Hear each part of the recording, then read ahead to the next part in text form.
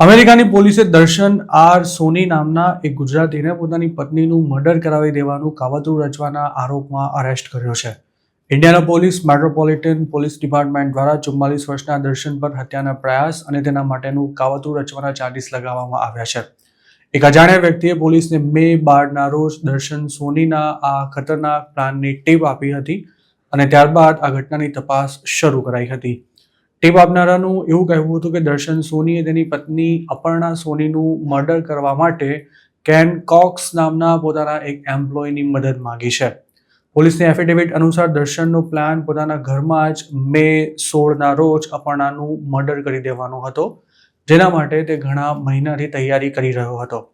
દર્શને આ મર્ડર કરવા ગન પર લગાવવામાં આવતા સાયલેન્સર માટે પણ ઇન્ક્વાયરી કરી હતી, તેમજ તેના માટે તે અલગ અલગ રીત અજમાવવા માટે પણ પ્રયાસ કરી રહ્યો હતો. એટલું જ નહીં, દર્શને એક સિલ્વર કલરની Ford escape second hand car પણ ખરીદી હતી, જેનો ઉપયોગ આ મર્ડરમાં થવાનો હતો. પ્લાન અનુસાર દર્શનનો જે એમ્પ્લોય તેને મદદ કરવાનો હતો તે આ કારનો યુઝ કરશે તેવું નક્કી થયું હતું.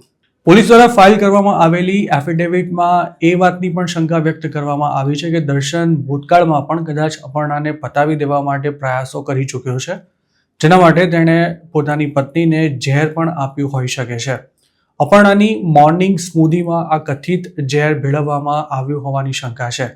ખુદ અપર્ણાના જણાવ્યા અનુસાર આ સ્મૂધીનો ટેસ્ટ ખૂબ જ વિચિત્ર હતો અને તેને પીધા બાદ અપર્ણાને અનયુઝ્યુઅલ સિમ્પટમ્સ પણ અનુભવાયા હતા. એક દિવસ અપર્ણાએ સ્મૂધીના કપને ખોલીને જોયું તો તેમાં વ્હાઇટ કલરનો શંકાસ્પદ પદાર્થ દેખાઈ રહ્યો હતો અને તેણે કપને કિચન કાઉન્ટર પર જ છોડી દીધો હતો, પરંતુ ત્યારે દર્શને પોતાનો ભાંડો ન ફૂટી જાય તે માટે સ્મૂધીમાં ડિટર્જન્ટ મિક્સ થઈ ગયું હશે તેવું બહાનું બનાવી તેનો કપ વોશ કરી નાખ્યો હતો. અપર્ણાએ પોલીસને એમ પણ જણાવ્યું હતું કે ઘણા દિવસો સુધી તેની સ્મૂધીમાં આ શંકાસ્પદ પદાર્થ નાખવામાં આવ્યો હતો. તે સ્મૂધી બનાવી તેને કિચન કાઉન્ટર પર મૂકી દેતી હતી અને પછી બાળકોને તૈયાર કરવા સહિતના કામોમાં લાગી જતી હતી. આ દરમિયાન તેનો પતિ પણ કિચનમાં આવતો જતો રહેતો હતો અને તે સ્મૂધી પીતી હોય ત્યારે પણ દર્શન તેની આસપાસ જ રહેતો હતો. આ સિવાય દર્શન અને તેના એમ્પ્લોય કોક્સ વચ્ચે થયેલી મીટિંગનો પણ પોલીસે એફિડેવિટમાં ખાસ ઉલ્લેખ કર્યો છે, જેમાં તેણે પોતાના હિંસક પ્લાન વિશે ચર્ચા કરી હતી.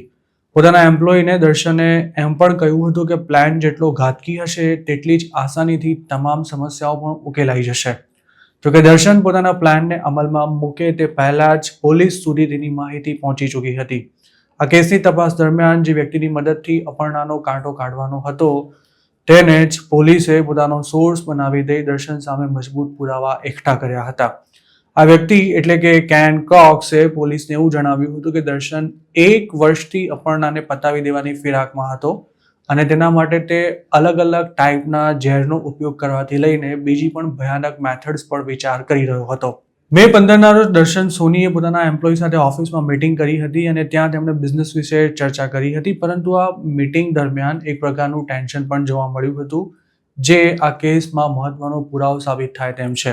કારણ કે આ મીટિંગમાં દર્શને તે એમ્પ્લોય સમક્ષ એવો ડર વ્યક્ત કર્યો હતો કે પોતાનો પ્લાન જો લીક થઈ ગયો તો કોઈ બ્લેકમેલ પણ કરી શકે છે. પોલીસે કેન કોક્સને આ મીટિંગમાં માઇક્રોફોન પહેરાવીને મોકલ્યો હતો, જેથી દર્શને તેની સાથે જે પણ વાત કરી હતી તે રેકોર્ડ થઈ ગઈ હતી. દર્શને કોક્સને એવું પણ કહ્યું હતું કે આમ તો અપર્ણાને ડિવોર્સ પણ આપી શકાય તેમ છે, પરંતુ પોતાની ફેમિલીમાં ક્યારેય કોઈના ડિવોર્સ નથી થયા અને બાળકો પર તેના કારણે ખૂબ જ ખરાબ અસર પડશે, જેથી ડિવોર્સ કરતાં અપર્ણાને પતાવી દેવી જ વધુ યોગ્ય રહેશે. તપાસ દરમિયાન પોલીસે અપર્ણાને પણ સાવધાન રહેવા માટે જણાવ્યું હતું અને સાથે એમ પણ કહ્યું હતું કે તેના જીવને જોખમ છે. પોલીસ અપર્ણાની સુરક્ષાને સુનિશ્ચિત કરવાની સાથે હાલ કસ્ટડીમાં રહેલા તેના પતિ દર્શન સોની સામે વધુ પુરાવા એકત્ર કરી રહી છે. આખરે પોલીસે પોતાનું હોમવર્ક પૂરું કર્યા બાદ દર્શનને મે 16ના રોજ અરેસ્ટ કર્યો હતો અને મે 20ના રોજ તેની સામે ચાર્જીસ ફાઇલ કરવામાં આવ્યા હતા.